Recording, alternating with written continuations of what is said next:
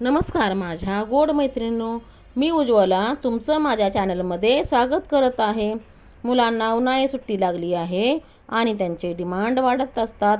त्यांना असं काहीतरी नवीन पदार्थ केला की ते खुश होतात व हेल्दी केल्यामुळे आपणही समाधानी राहतो। आता आंब्याची सीझन चालू झाले आहे, तर त्यापासून आपण मँगो रवा केक करूया। यात मैदा नसल्यामुळे हा हेल्दी केक होतो व मुलं केक म्हटलं की खुश होतात। हा केक खूप स्पंजी होतो। तुम्हाला जर माझ्या रेसिपी थोडेही आवडत असेल तर लाईक करा व तुम्ही कुठून बघता हे मला कमेंटमध्ये सांगा। आता आपण कृती करूया। त्यासाठी 1.5 वाटी रवा घ्या व तो मिक्सरमध्ये बारीक करून घ्या व तो काढून घ्या। आता त्याच भांड्यामध्ये 1 वाटी साखर व 1 वाटी आंब्याचा गर घ्या। त्यामध्ये आपण थोडंही पाणी टाकलेलं नाही व तो मिक्सरमध्ये बारीक करून घ्या। त्यामध्ये थोड्याही गुठळ्या राहता कामा नये। आता तो आपल्या रव्यामध्ये टाकून घ्या व मिक्स करून घ्या। त्यामध्ये आपण 1 वाटी दूध घेतलं आहे, ते थोडं थोडं करून टाकून घेऊया।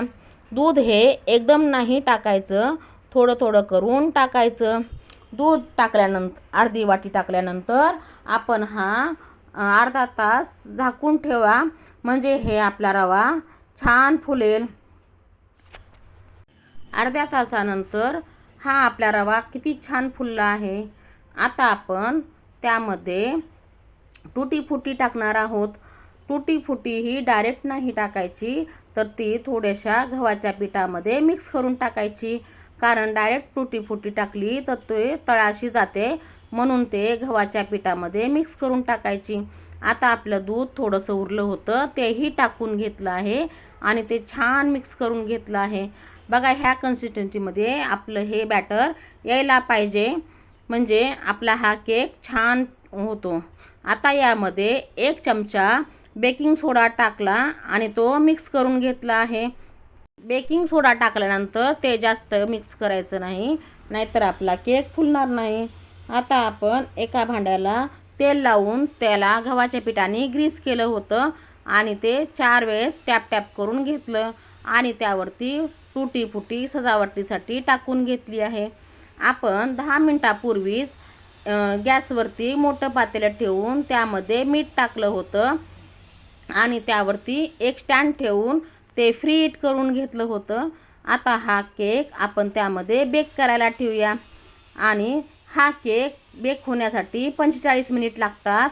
तो केक स्लो गॅसवरतीच बेक करायचा, म्हणजेच आपला हा केक बेक होऊन जातो। जर तुम्हाला 30 मिनिटानंतर एकदा चेक करून बघायचं, आपली नाईफ जर क्लिअर निघाली तर आपला केक बेक झाला असा समजावा। आता हा आपला केक 45 मिनिटानंतर बेक झाला होता।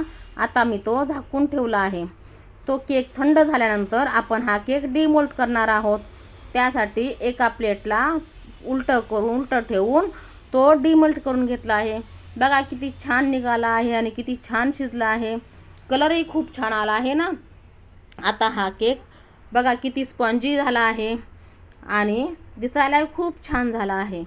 मुलांनाही खूप आवडतो आणि खाण्यासाठी खूप छान झाला होता। आता हा केक मी कापून दाखवते, म्हणजे तुम्हाला त्याच्या जाळ्या दिसतील। त्याला किती छान जाळी सुटली आहे, हे बघा। बघा किती छान जाळी सुटली आहे ना याला। हा केक तुम्हाला जराही आवडला असेल तर लाईक, शेअर, सबस्क्राईब करा। बाय।